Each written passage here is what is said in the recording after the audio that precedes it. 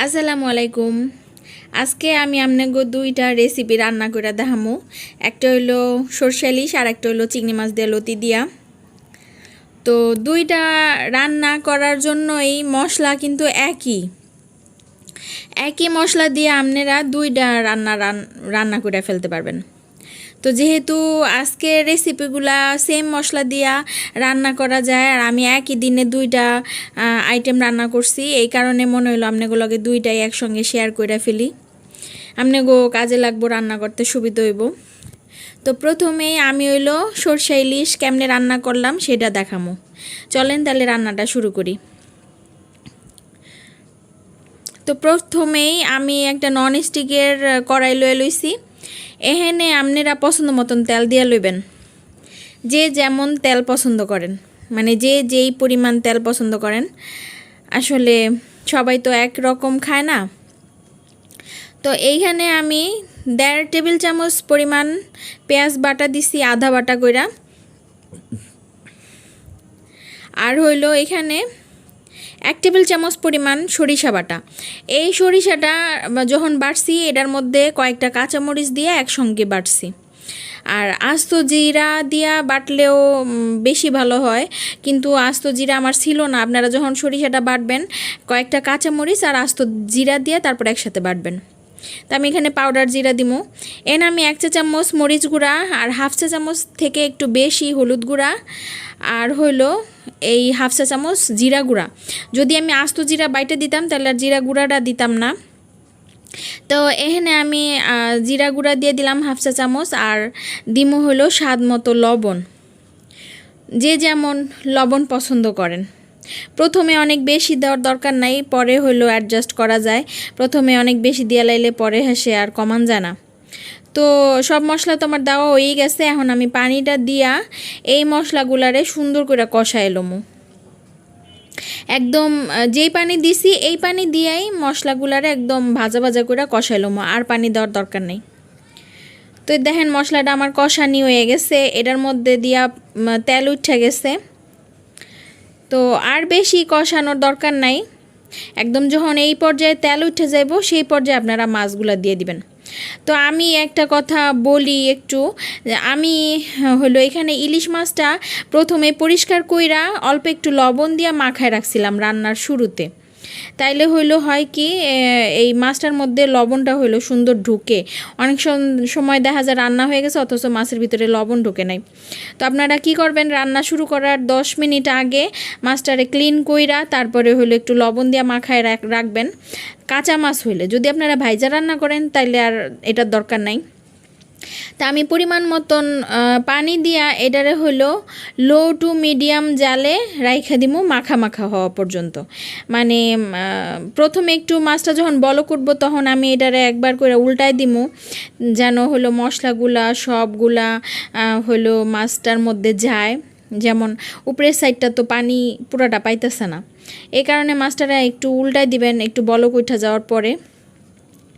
এরপরে হলো ঢাইকা রান্না করবো একদম মাখা মাখা হয়ে যাওয়া পর্যন্ত। একটু খেয়াল করবেন দূরে, মানে ভুইলা যায়েন না, একটু কাছাকাছি থাকবেন। যখন এরকম মাখা মাখা ঝোল হয়ে যাব সেই পর্যায়ে আমি চুলার জালটা একদম লো কইরা দিয়া ঢাইকা রাইখা দিমু তেলটা উঠা যাওয়া পর্যন্ত। যতক্ষণ পর্যন্ত তেলটা না উঠবো ততক্ষণ পর্যন্ত আমি একদম লো জালে রাইখা দিমু চুলায়। রান্না কিন্তু আমার হয়ে গেছে। যদি আপনারা এই পর্যায়ে নামায় ফেলতে চান তাও নামায় ফেলতে পারবেন যদি ঝোল খাইতে চান। আর যদি আমার মতন একটু ভাজা ভাজা পছন্দ করেন তাইলে চুলায় রাখবেন। আমার আবার একটু তেল উঠা গেলে সরষে ইলিশটা খাইতে বেশি মজা লাগে। তো আমি চুলার জালটা একদম লো করে দিয়া ঢাইকা রাখবো তেলটা উঠা যাওয়া পর্যন্ত। আমনে করে দেখাইতাছি, দেখেন কি সুন্দর তেল উঠে গেছে পুরাটা ঝোলের ভিতর দিয়া। তো আমার রান্না কিন্তু একদম শেষ। আমি এখন চুলা থেকে এটা নামাইয়া একটা বাটিতে লয়ে লমু।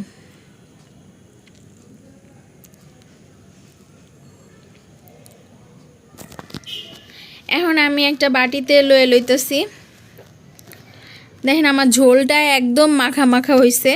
আমি একদম ভাজা ভাজা বুনাও করি নাই, আবার একদম ঝোল ঝোলও রাখি নাই,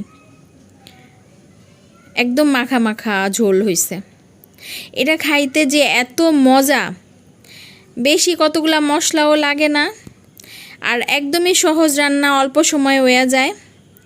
আমি জানি সবাই আসলে সরষে ইলিশ আমরা রান্না করতে পারি কম বেশি, এটা তো একদম পুরনো একটা রেসিপি, কিন্তু আমি যেমনি রান্না করি আমি সেইটাই আপনাদের সঙ্গে শেয়ার করলাম।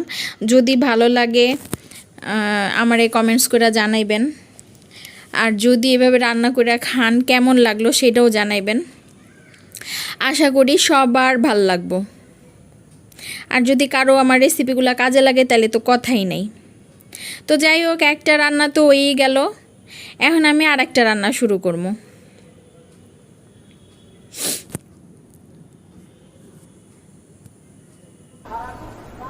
তো এখানে আমি লতি রান্না করে দেখামো আজকে। যে দেশি ছোট চিংড়ি আছে ওই চিংড়িগুলা, গুড়া চিংড়ি, ওই চিংড়ি দিয়া চিকন চিকন যে লতিগুলা, সেই লতি রান্না করে দেখামো। এটাও তো খাইতে হেভি মজা, আর রান্না করাও কিন্তু সহজ।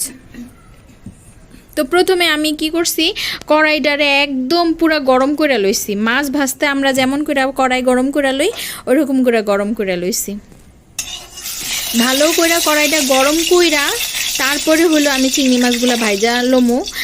ভালো করে গরম করে লইলে হইব কি, কড়াইটার মধ্যে আর হইলো লাগবো না, কড়াইটা নষ্ট হইব না, পোড়া পোড়া হয়ে যাব না ভাজতে যায়, একদম সুন্দর ক্লিন থাকবো। তো আমি মাছটার মধ্যে আর কিছুই দিব না, শুধু একটুখানি লবণ দিয়া মাছটারে জোরে জাল দিয়া ভাইজা লমু। বেশি সময় ধরে বাজার কোনো দরকার নাই, শক্ত করে বাজার দরকার নাই। সুন্দর একটা যখন একটা ঘ্রাণ বাইরইব সেই সময় উঠাই ফেলবো, যেন আমার মাছটাও বাঁচা হয় আর হইলো ইয়েও না হয়, শক্তও না হয়, আর সুন্দর ঘ্রাণ বেরোয়। এই সুন্দর ঘ্রাণ বেরোয়ার জন্য আসলে আমি মাছটা প্রথমে ভাজা লইতেছি।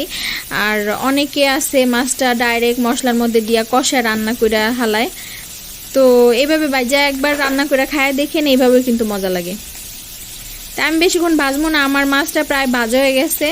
আমি এখন এই মাছগুলারে উঠাই ফেলবো। পুরাটা যেটুক সময় আমি ভাজছি আপনাকেও কিন্তু পুরাটাই আমি দেখাইলাম, আমি একটুও কাটি নাই। তো আপনারাও বেশি ভাজবেন না, কারণ এমনিতে ছোট চিংড়ি, আবার বেশি ভাজা শক্ত করে লাইলে খাইতে মজা লাগবে না। তো মাছগুলার আমি উঠাই লাইতেছি। এই না আমি পরিমাণ মতন তেল দিয়ে লইছি। এরপর হইলো বাকি মশলাগুলা দিমো আস্তে আস্তে। এনে প্রথমেই আমি হইলো সরষা বাটা দিমু। এখানে আমি 1.5 টেবিল চামচ সরিষা বাটা দিছি। এটার মধ্যে ওই সেমভাবে কাঁচামরিচ দিয়া তারপরে সরিষাটা বাটা হয়েছে। কাঁচামরিচ দিয়া সরিষাটা বাটবেন, তাইলে হইলো সরষাটা তিতা লাগবো না। এখানে আমি 1.5 টেবিল চামচ সরষা বাটা দিলাম, আর 2 টেবিল চামচ পরিমাণ হইব আদা বাটা পেঁয়াজ দিয়ে দিলাম। তো এরপরে হইলো আমি এর মধ্যে হইলো একটু পানি দিয়ে দিব, যেন মশলাটা পুইরা না যায়, কড়াইটা পুইরা না যায়। এই মশলার বাটিটা ধুয়ে আমি সামান্য পানি দিয়ে দিতেছি। এখন হলো বাকি মশলাগুলো দিব, যেহেতু লতি রান্না করবো এই কারণে রসুনের পরিমাণটা আমি একটু বেশি দিতেছি। এখানে ভরা ভরা 1 চা চামচ রসুন বাটা দিছি, স্বাদ মতো লবণ, আর হইলো এখানে দিব হইলো জিরা গুঁড়া, ভাজা যে টালা জিরা গুঁড়া আছে ওইটা দিয়ে দিলাম 1/2 চা চামচের মতো।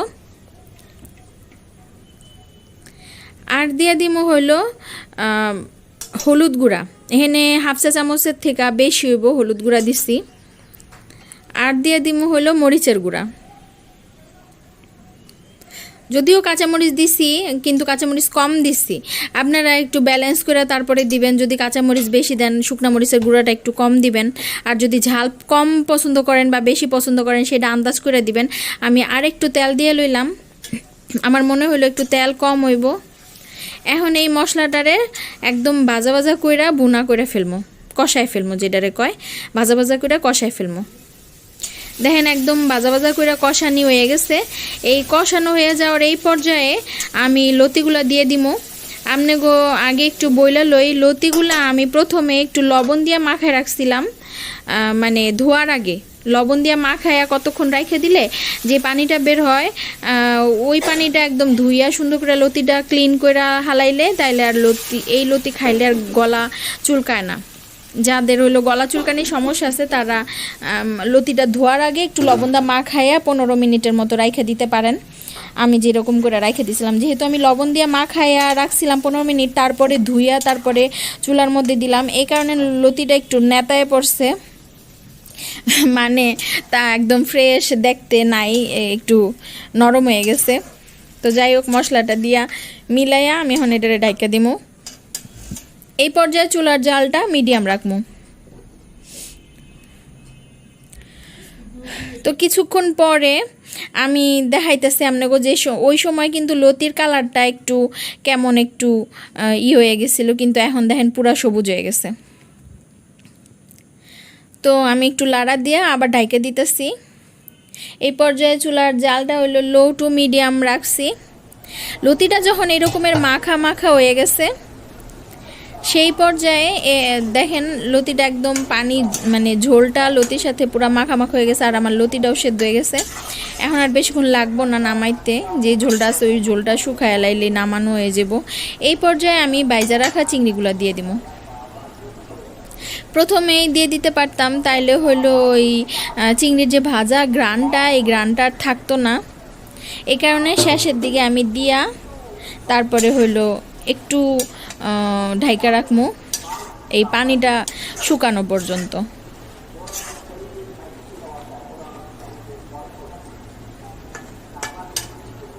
এই পর্যায়ে চুলার জালটা কিন্তু লো করে দিবেন, যেহেতু ঝোল বেশি নাই আর মাখা মাখা হয়ে গেছে।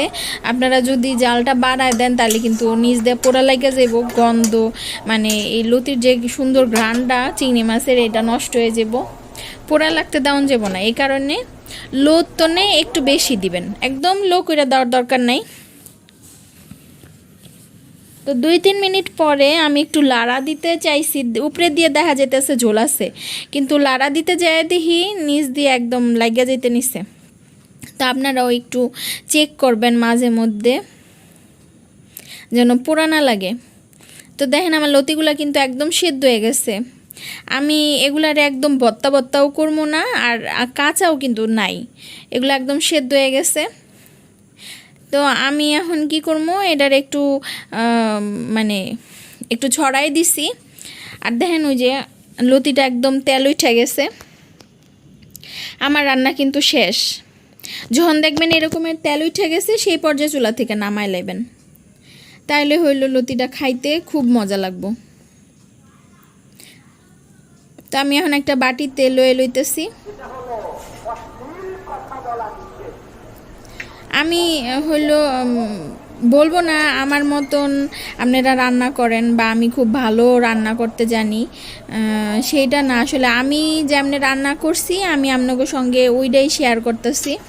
যদি আমার রান্না ভালো লাগে থাকে তাইলে অবশ্যই আমার একটু সাপোর্ট করবেন, আমার সাথে থাকবেন। আর আমারে যারা সাপোর্ট করতেছেন তাদের অনেক অনেক ধন্যবাদ আমার সাথে থাকার জন্য। দেখেন আমার লতিটা কিন্তু প্লেটে নেওয়া হয়ে গেছে। এটা দেখতে যেমন সুন্দর, খাইতেও কিন্তু হেভি মজা। তো আমার রান্না কেমন লাগলো অবশ্যই আমারে জানাইবেন। সবাই ভালো থাকবেন, আমার জন্য দোয়া করবেন। আসসালামু আলাইকুম।